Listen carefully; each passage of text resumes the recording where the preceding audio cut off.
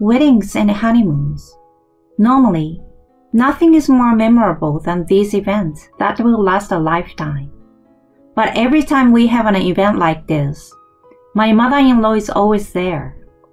Instead of asking her to refrain from attending, my husband is always trying to flatter her somehow. This time, I had a surprise for them in the name of revenge. My name is Amy, 29 years old. I have been married for almost 2 years to Theo, my husband, who is 3 years older than me. We started dating because we both worked at the same place. When he proposed, he said to me, "I will always be there for you when you seek for help. So I want you to be by my side for the rest of my life." Theo, there is no doubt that we will need to face many difficulties in the future, but I know that we will be okay. Let's work together to live happily as husband and wife. Yes, I'll be looking forward to it. And so, Theo and I got married just like that, without incident. My colleagues congratulated me, and I regrettably retired from my job and became a housewife. Our new house was where Theo used to live alone. It's a decent size, enough for the two of us to live together. When we have children, maybe we should move to a bigger place. We were spending our time happily talking about such things. One day, as I was preparing dinner, the doorbell suddenly rang. I checked the peephole to see my mother-in-law there. I hurriedly opened the front door, and my mother-in-law opened her mouth, making it obvious that she was in a bad mood. "Amy, how long are you going to make me wait just for you to open the door? I'm tired already." "I'm sorry. I was preparing dinner." "You're going to make excuses like that. I suppose you were sleeping." No, I was really preparing dinner." "Just get on with it and serve me something to drink. You are a really inconsiderate little girl." "I'm sorry. I didn't realize it until we got married, that my husband's mother was a bully. While I was preparing dinner, my mother-in-law stood beside me and complained endlessly. "Oh, no. You put too much salt in there. That's overcooked. They don't have their shape anymore. You're not very good at cooking. It's so frustrating to watch." And if I said anything back, it came back tenfold. So I repeatedly said, "I'm sorry." All I could do was apologize. When my husband came home, I tried to ask him for help, but my mother-in-law, "Theo, I want to tell you something. Amy here is no good at housework at all." "Oh, really?" "Yes. She was taking a nap when I came over, and then she lied to me saying she was in the middle of making dinner. I even watched her make dinner today, but she was totally useless. She doesn't have the basics." "Sorry about that, Mama. I will make sure to tell Amy about that myself." "Oh, please do. I wouldn't feel comfortable trusting you with someone like Amy." My mother-in-law took one look at me and then gave me a triumphant look. Oh, this is who she really is. I can't believe this is the kind of person who has become my mother-in-law. But that's not the worst part. Ever since my mother-in-law's visit, my personal belongings have been disappearing one by one. The other day, my earring, and the next day, a necklace. I don't want to doubt her, but a few hours later, when my mother-in-law left, my husband said coldly, "Hey, why are you upsetting Mama?" "Wait a minute, Theo. What your mother said earlier was a misunderstanding." "Misunderstanding?" "When your mother came over, I was really preparing dinner, and I cooked the food just like I always serve you." "I don't give a shit about that. It's the fact that you offended her." "So you're saying I'm wrong?" What else is there to say? It's your fault because you don't have the housework skills that she requires. She's doing this for your own good. It's not like we are living with your mother. We can do things at our own pace. Aren't you ashamed of yourself? It's normal for a wife to try to get her mother-in-law's approval. Besides, ever since your mother started coming over, my stuff is frequently going missing. You're not saying she stole them, are you? I didn't say that. It's disgusting to see you accuse my mother of stealing. I have no proof, though. Don't make excuses. I will pretend I didn't hear that. Anyway, if you ever upset my mother again, I won't forgive you. With that blunt statement, my husband stormed out, slamming the door behind him. I was left alone, and my head hurt from the unimaginable scene that had took place. Why? Why do I have to be the one to blame? I do all the housework. It's true that my personal belongings are missing. When he proposed to me, he surely said that he will always be there for me when I seek for help. That's why I thought my husband would be on my side. But I never thought he would side with my mother-in-law so much. And let me tell you, my mother-in-law's housework skills are not that great. Her cooking is particularly bad, to say the least. My husband's tongue must have been numbed by the fact that he has been accustomed to eating his mother's food since he was a child. Mama's cooking is always good, eh? I used to think he was insane every time he said this to me. Apparently, my mother-in-law's wife bullying was contagious, and recently, even my husband has started to complain about me. Amy, I've always thought that how you season the food is no good. But you never said that before. Don't you remember what Mama said the other day? That your seasoning is too strong. You should use the original flavor of the ingredients like my mother does. No. Your mother is the one spoiling the flavor of the ingredients.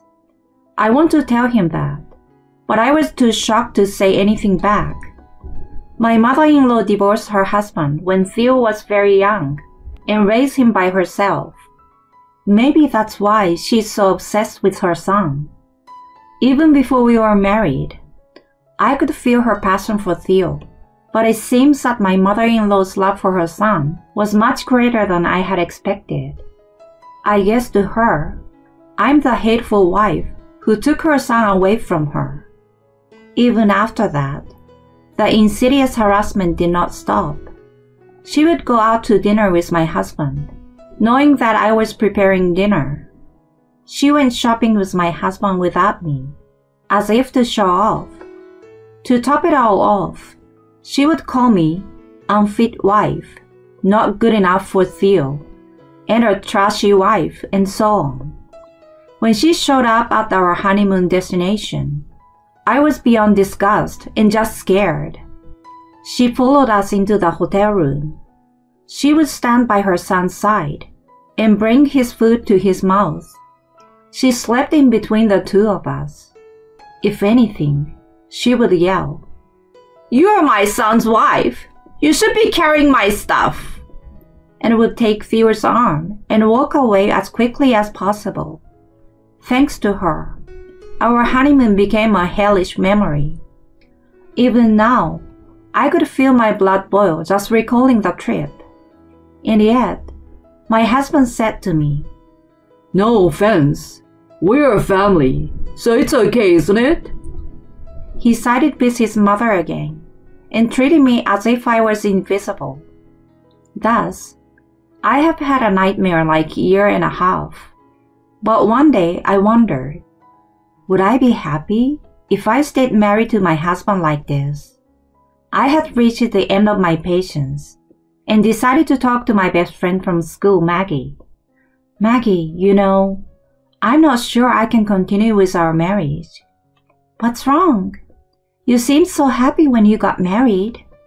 "I know, but I thought things were going well since you hadn't contacted me." "It's not going so well?" As a matter of fact, I held back the tears that were welling up in my eyes and told Maggie the whole story. That my mother-in-law had been bullying me, that she even followed us on our honeymoon, and that my husband, most importantly, would not help me at all. When I finished, Maggie's face was red and she was furious. I can't believe it! How can you be a husband and not protect your wife? I'm a housewife and I'm worried about what will happen after the divorce. You can worry about that later. If you don't have anywhere to go, you can come to my house. You don't have to worry about it.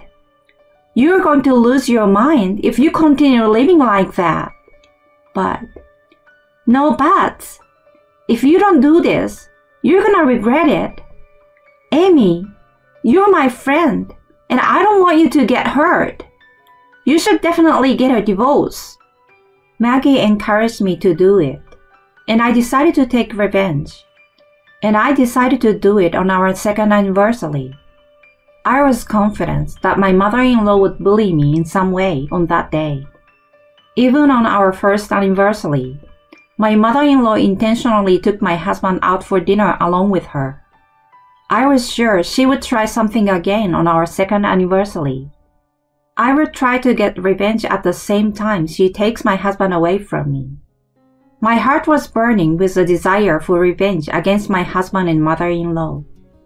A few weeks later, on the day of our wedding anniversary, my mother-in-law invited my husband out to lunch as expected. Sorry, I'll be home by night. You'd better cook something by then. I called out to my husband just in case. Hey, are you sure you want to go? It's our anniversary today. I told you, I'd be home by night. My promise to Mama is more important. Oh, I'm sorry. It's my habit again. Anyway, that's the way it is, so do some housework in the meantime. Then we'll celebrate our anniversary as you want. Okay, I will do that. Too bad you're staying at home, my mother-in-law said to me sarcastically and walked out arm in arm with my husband. Celebrate our anniversary as you want?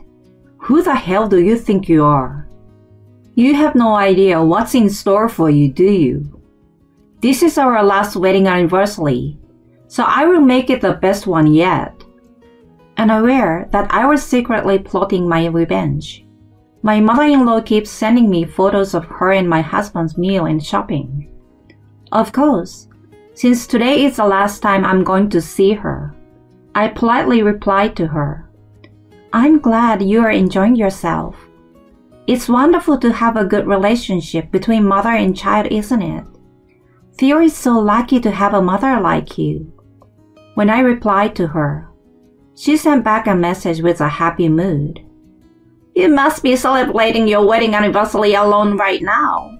I'm having the best lunch with Theo. I'm sorry I stole your precious husband from you. Whatever.